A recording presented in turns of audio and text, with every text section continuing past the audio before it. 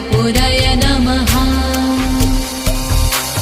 ॐ ह्रीं श्रीं क्लीं श्रीं कुबेराय अष्टलक्ष्मी मम गृहे धनं पुरय नमः।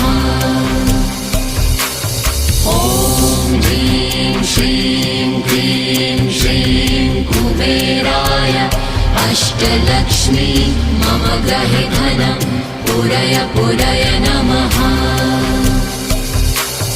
ॐ ह्रीं श्रीं क्लीं श्रीं कुबेराय अष्टलक्ष्मी मम गृहे धनं पुरय नमः।